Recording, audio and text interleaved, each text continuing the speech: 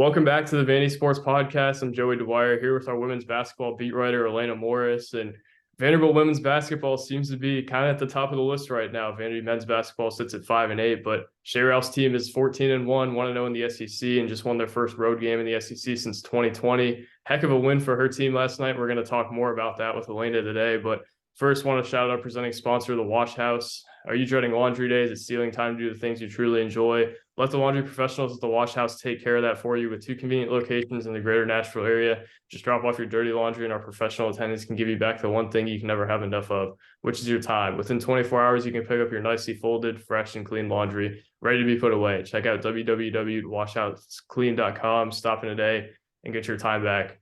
Alaina, big win for Vanderbilt last night, and kind of shows where this program's at relative to where it was a year ago. We'll talk more about that. But first, just take us through that game last night, going into an arena that felt like kind of packed. It felt like Vanderbilt was kind of up against it last night against the 13-2 Mississippi State team. And it goes in and finds a way to win without Jordan Cambridge throughout most of the fourth quarter. Without Madison Green, Vanderbilt still finds a way to win. Take us through that game and how big that was for Shay Ralph's team. Yeah, first of all, I mean, it was an exciting win. It was a close game. This, competitive throughout the entire, 40 minutes played. And as you mentioned, that was their first road SEC win since 2020. It was actually their first road win to open the conference since 2009 when they beat Alabama on the road to open that season up. So that was a landmark victory for Shay Ralph and her team. But it was a competitive game. You mentioned Jordan Cambridge got into some foul trouble. She was limited to only 23 minutes, and she picked up that 5th foul with 8 minutes left to play in the fourth quarter. And, I'm sure that's nerve-wracking to watch as she's a leader. She's a graduate student. She's been at this program for a long time. And you mentioned no Madison Green either, as she had that season-ending injury against Lipscomb. So, she was missing as well. She would have been nice to have last night. But there were a couple of players who stepped up big. And the first one, of course, that comes to my mind is Ayana Moore. 29 points, a season high for her. That was huge last night. She shot lights out. And someone else who played big minutes down the stretch is LaChance, hitting 2 big free throws at the end of the game, a nice floater to help them go up by 5. So LaChance really stepped up in that guard position as well. Ayana Moore is one I want to talk about a little bit. She struggled throughout a decent amount of non-conference play, and they still found ways to win. But without Madison Green in the lineup and with teams having bigger front courts, it feels like she'll have to step up. Now she's had 3 double-figure games in a row, had 29 last night, 10 of 16 shooting from the field, 6 of 6 from the three-point or from the free throw line. Alaina, do you think Ayana Moore could maybe be an X factor for this team moving forward that kind of propels it to some of these SEC wins? Yeah, I definitely think so. I think there was a 6-game stretch where she was averaging just around 4 points per game, and that's definitely not the Ayana Moore that they know they can get. And last night, I think she showed what she was capable of. She opened the game with a bucket, and I think that just kind of foreshadowed the rest of her night and let us know that she was there to play. And of course, the 29 points, that was huge, and incredibly efficient shooting too. And you mentioned the 6 free throws that she made down the stretch. Vanderbilt also was perfect from the free throw line last night, 100% on all 10 of their attempts. So that's something that's also going to win you games, especially on the road, is making your free throws.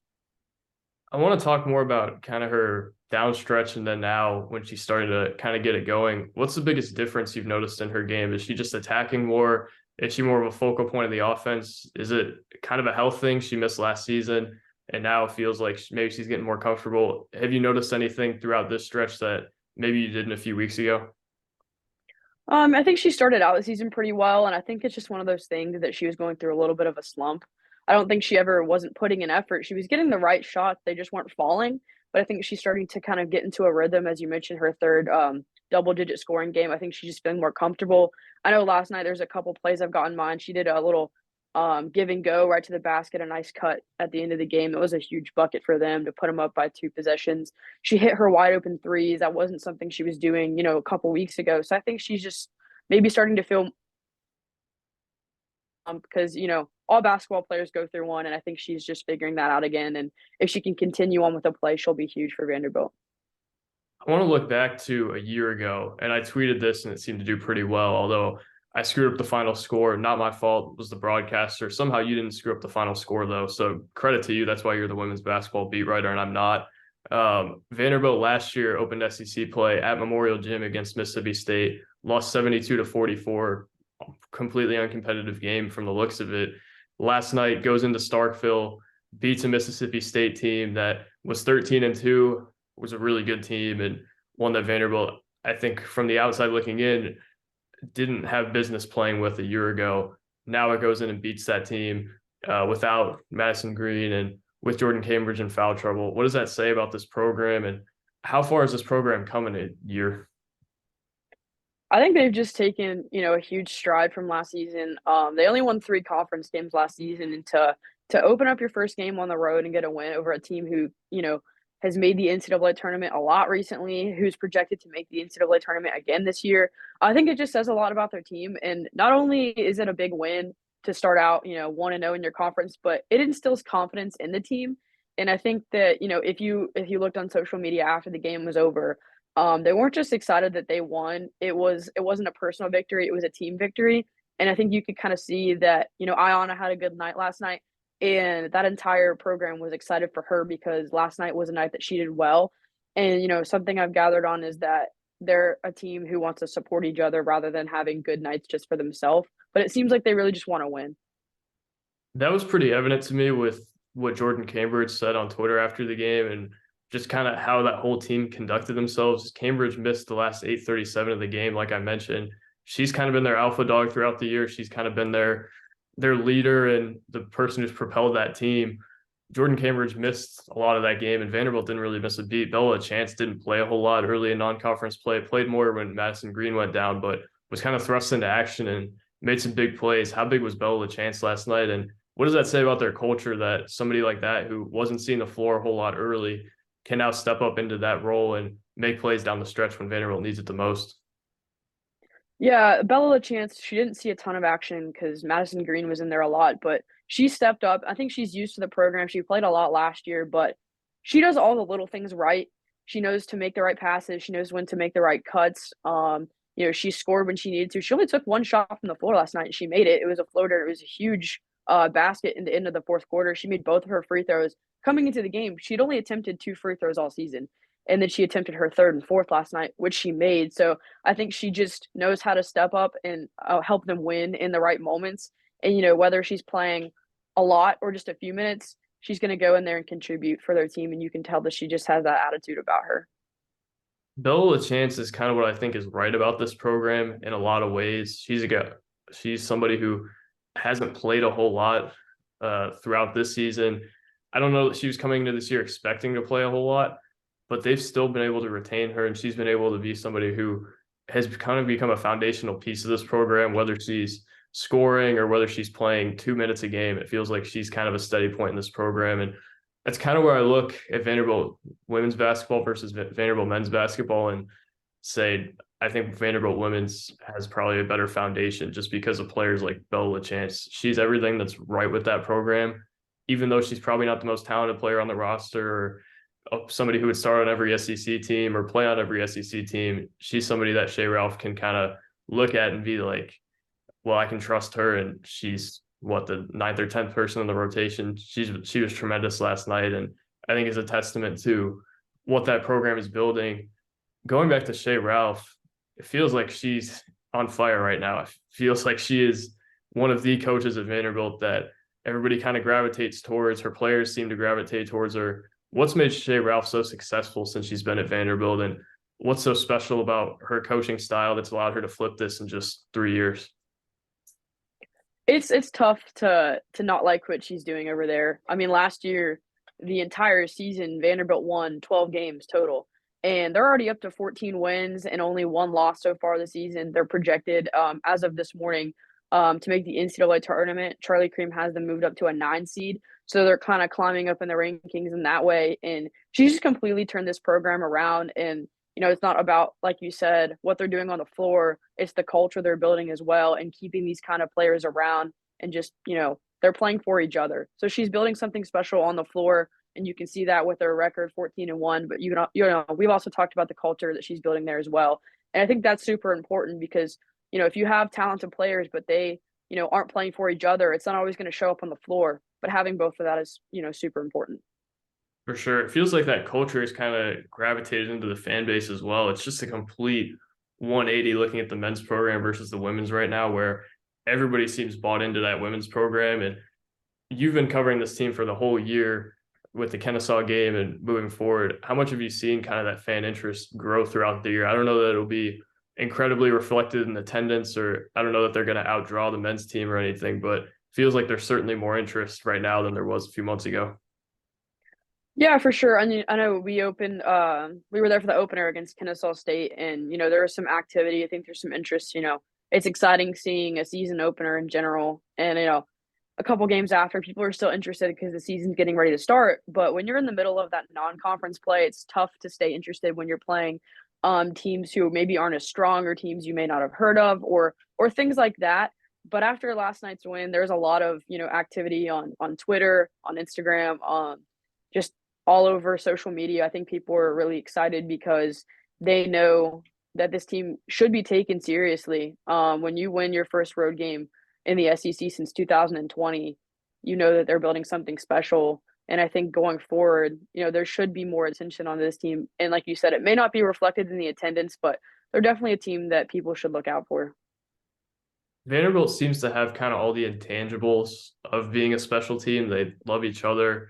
They play together. They play really hard. They battle adversity. They battled a lot of it throughout Shay Ralph's tenure.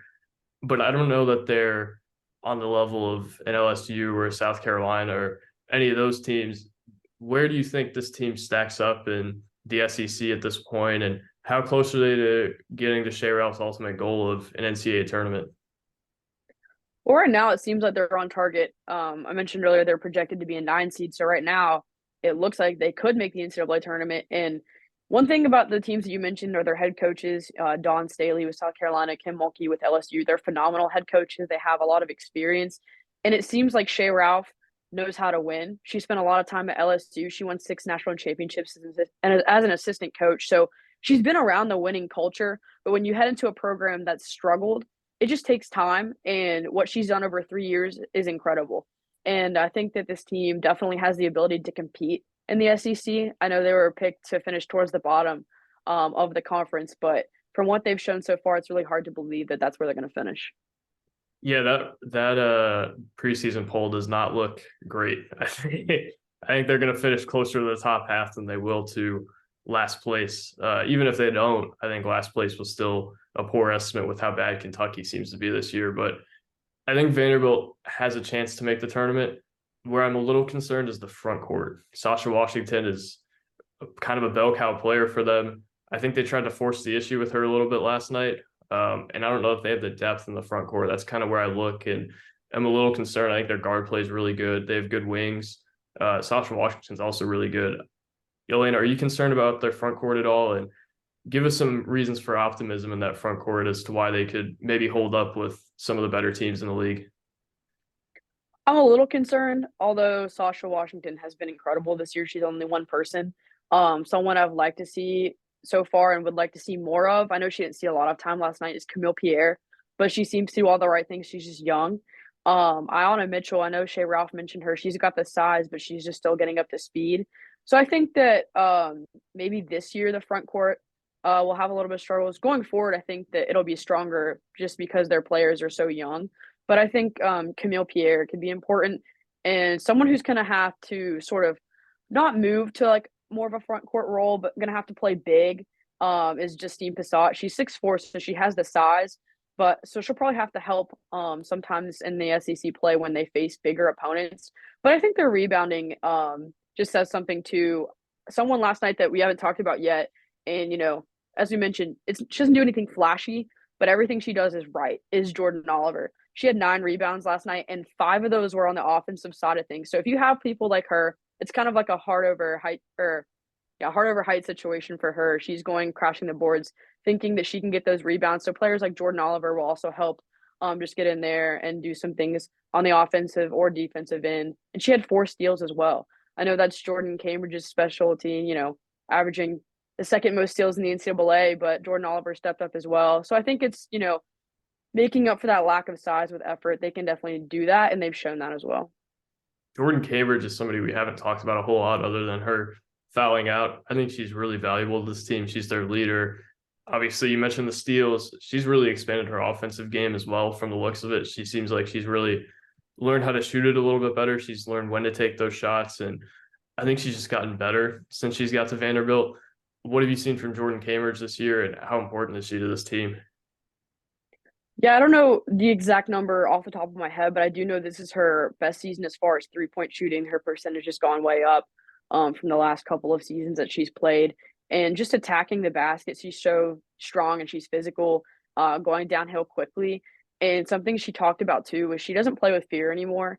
I know that's something that when players get injured, they tend to do because they're scared of re-injuring. That injury that she had last year, but she talked about how, this was her last season and she doesn't play with fear anymore. She knows that she's going to leave it on the floor. So I think that, she had a great summer. She stepped up offensively, like you mentioned, but I think it's the mindset and the mentality she has as well that's helping her on offense. For sure. Alaina, I've seen some graphics and such having Jordan Cambridge as what, like a top 10, 15 point guard in the country. How legit is that? Is she actually that good in your mind when you look at the rest of the college basketball landscape? I would think so. Yeah. I mean, it's tough to say. We're still getting ready to see the rest of the SEC, which is one of the best conferences in this country as far as basketball goes. But it's hard to say that she's not averaging 4.6 steals per game. I mean, that's crazy. She's 300 steals all time in her career. She's only the second Vanderbilt player to do it. She's had multiple 20-point games. So when you can do it both on defense and offense, it's hard to not say that you're one of the best players. Best point guards in the country. Yeah, I look at her defensive numbers, and I don't know if there's great defensive efficiency metrics for women's basketball like there is for men's, but Jordan Cambridge, I think, would probably be their highest graded defender. And that's where I look and say she's really stacking up with probably some of the best point guards in the country. Is just her game's a lot different than theirs, but she's still been really effective. Yeah, definitely. She's not, your stereotypical point guard that you think of, and she does play differently than others do, but you know, she's probably one of the most important pieces, if not the most important piece on this team. She makes the offense move. Um, the steals too. I think that also just turns into a catalyst for the rest of the team when you can turn defense into offense too. That's also big, and she provides a lot of that as well. So, like you mentioned, she's not what other point guards are like you may see, but she's definitely super important to this team.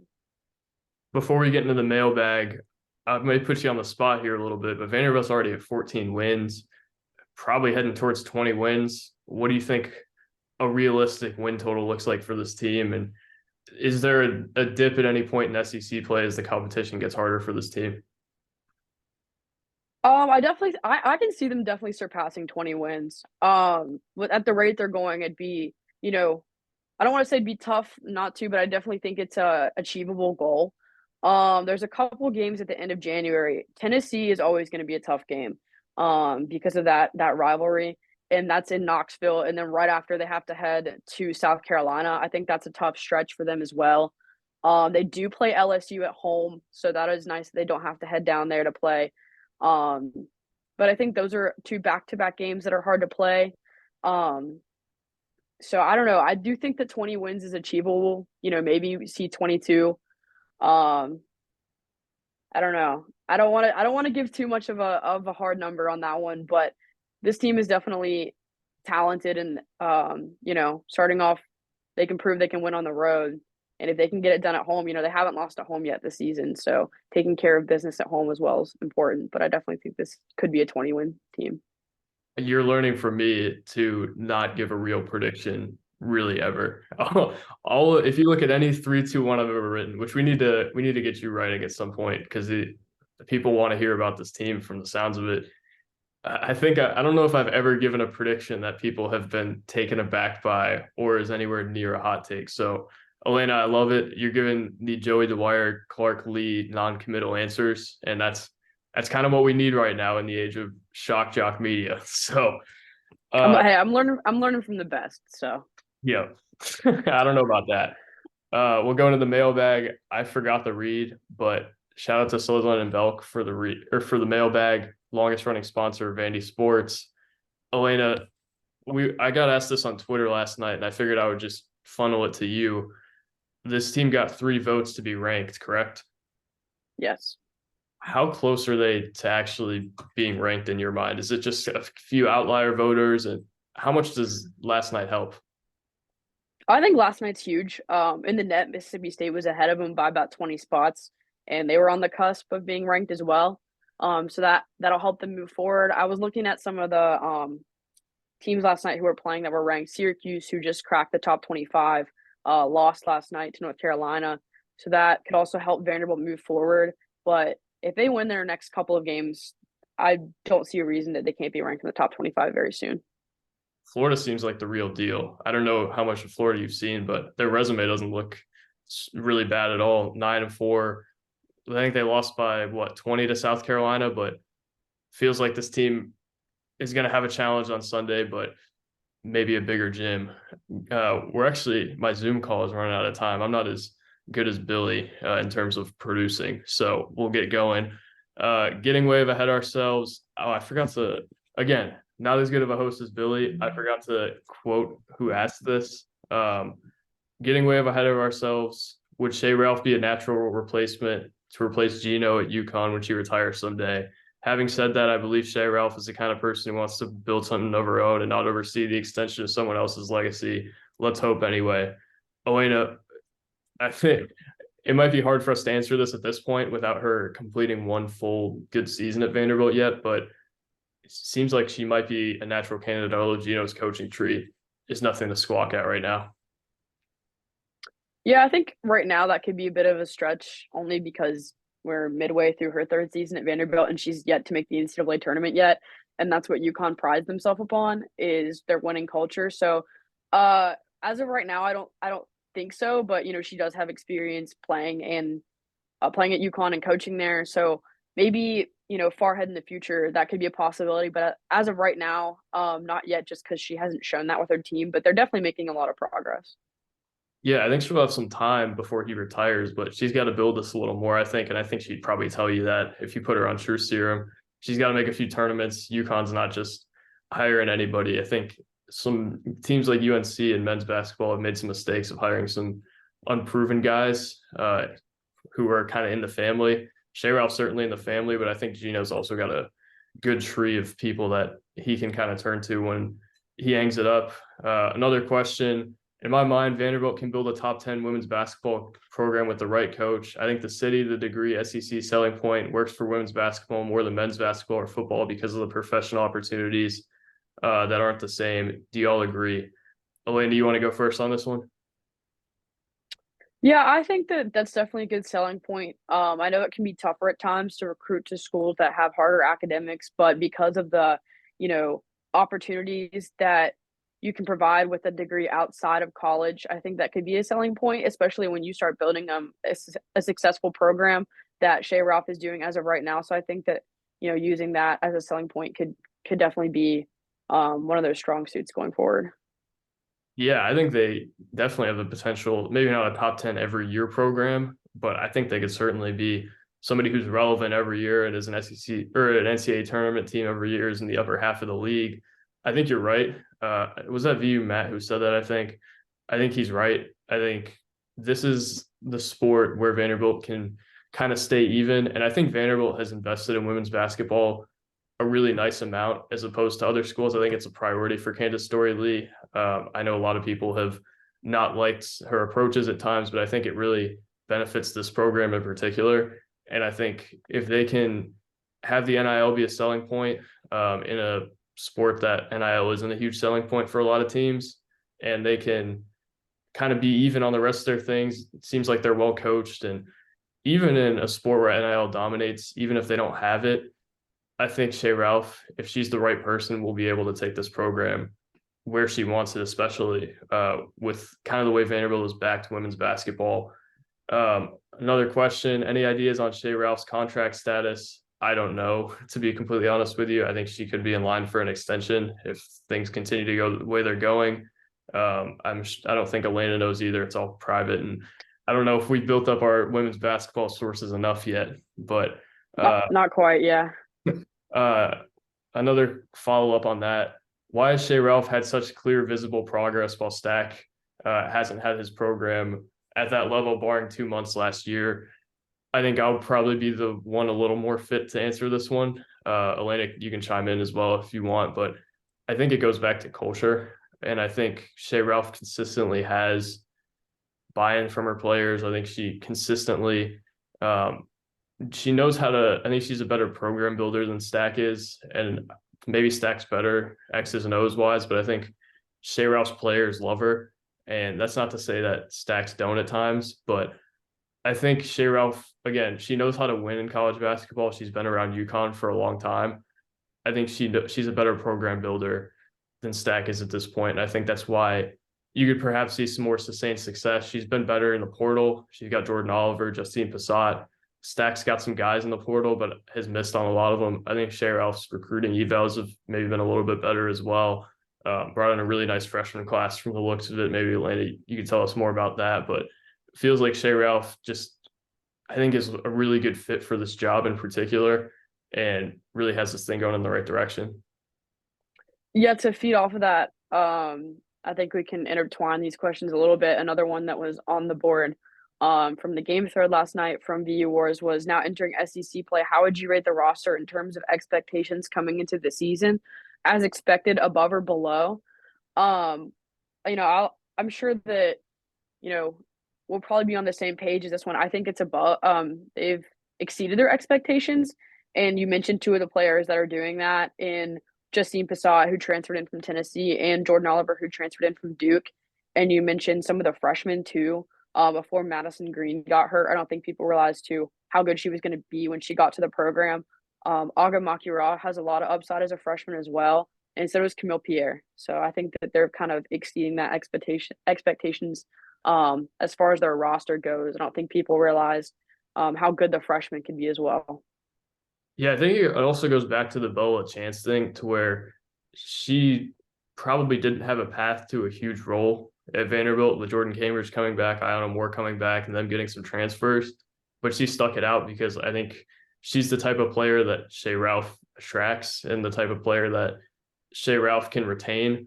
And I think her roster retention has also been something that I look at as a positive. And Vanderbilt men's has not retained the roster. They haven't recruited at the level that they need to recruit at, and they haven't got the transfers they need to recruit. So that's where the differences come to me. I think it's a culture thing. And I also think the recruiting and just the players are better on the women's side than what Stackhouse has been able to get.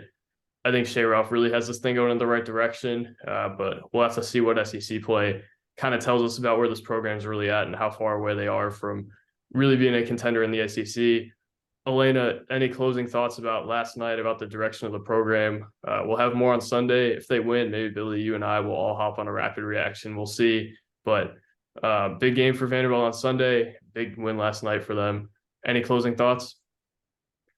I just think that it's a good step forward for the program. I know I'm kind of reiterating what I said earlier, but it's hard not to like what they're doing there, and to get your first road win in the SEC since 2020 is saying something. And not only is it making its statement on paper, but it's just instilling confidence in that team and throughout their entire program, in the locker room, just from day to day. It's giving them confidence and letting them know they have the ability to win in the conference. And so I think last night was just a statement victory, and I'm sure they'd like to capitalize on that moving forward.